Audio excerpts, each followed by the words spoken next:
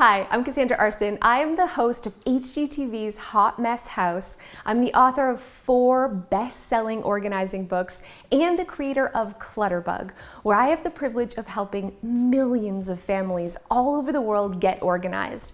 But here's the truth. I'm also a recovering super slob, and I struggled with mess and clutter and disorganization the majority of my life. And it wasn't until I discovered that I don't organize in the traditional way, I organize differently, that I could finally get organized for good.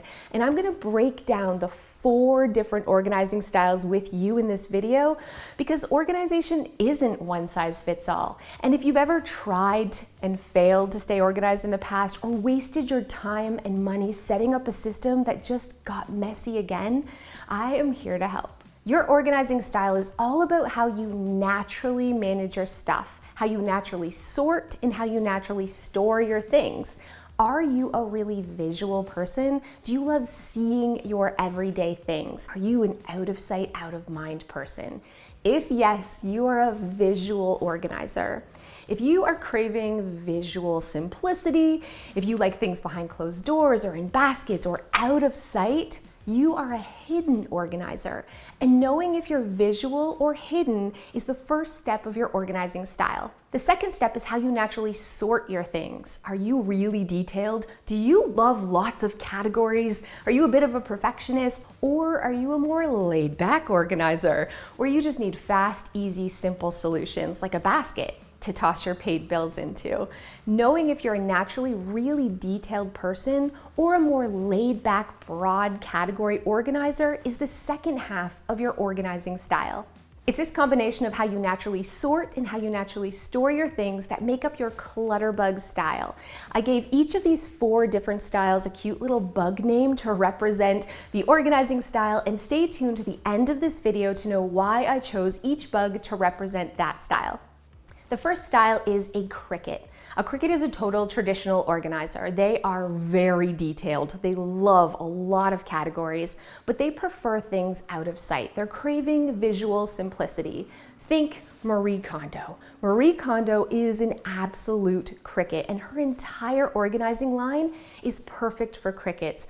Beautiful, simple, solid designs where everything is out of sight, but you can also get really detailed with your organization. Because crickets are so detailed and a bit of perfectionists, sometimes paper can be their nemesis. They tend to pile paper until they can put it away properly later, and they're looking for something that's hidden but really detailed, which is why I love these Big So paper boxes, because it is hidden. It's giving you visual simplicity, but inside you can get really detailed with your paper. These are the type of systems that crickets should have on their desktop or on their kitchen counter to catch those paper piles. Honestly, I love the entire Big So collection for crickets. Not only is it all about visual simplicity, but there's different size stacking boxes so you can really get to detailed organization. So you know you're a cricket if you kind of love your filing cabinet and you like to sort in lots of little things, because hidden and detailed organization is totally you. The next organizing style I call a ladybug. They also crave visual simplicity like a cricket. They want things behind closed doors, but they're not about to take the time to sort things in a detailed way. They are not naturally detailed people. They're more laid back, fast, easy. Open storage is definitely what a ladybug needs. You know you're a ladybug if your home looks really tidy and organized until you open a closet or a drawer, and things are sort of shoved in there or tossed in there without a rhyme or reason, and definitely not organized. It's because you are a big picture organizer, so you need to be able to open a drawer and toss things in, but use drawer dividers to catch the different categories. So it's just as easy to toss your pen in the drawer, but it'll go in the pen compartment, keeping things really tidy and organized without you having to change a thing. This is my favorite organizer for ladybugs. This is the water hyacinth basket. Not only is it gorgeous, but it's honestly the perfect size for anything that you want to organize. Prepackaged food, your clothing, craft supplies, even paper. Just toss it in. Add a cute label on the front and you're organized without having to change the way you're naturally managing your stuff. I'm a ladybug too, and I am obsessed with bins and baskets because it gives us the ability to still live our life without having to stop and think about putting things away, but maintaining a really tidy and organized home, even inside our closets. Because you're a hidden organizer, I really recommend using the inside of your door for storage. So that way when you're tossing something into a closet, you just have to open the door and you have storage right on the door to quickly and easily put your things away, shut the door, and you don't see it. Alpha door systems are made for ladybugs.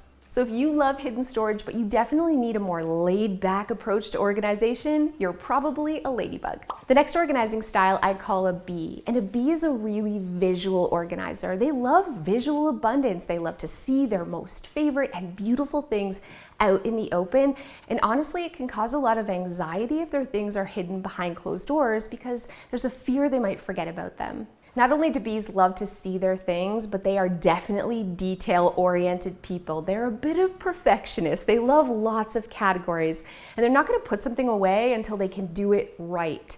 So they tend to pile until they can do it perfectly later. You know you're a bee if you have lots of neat, tidy piles all over the place, and you tend to have your everyday items out in the open instead of behind closed doors. Everything the Home Edit is classic and perfect bee organization. It's visual, it's lots of stacking small containers, it's color coordinated.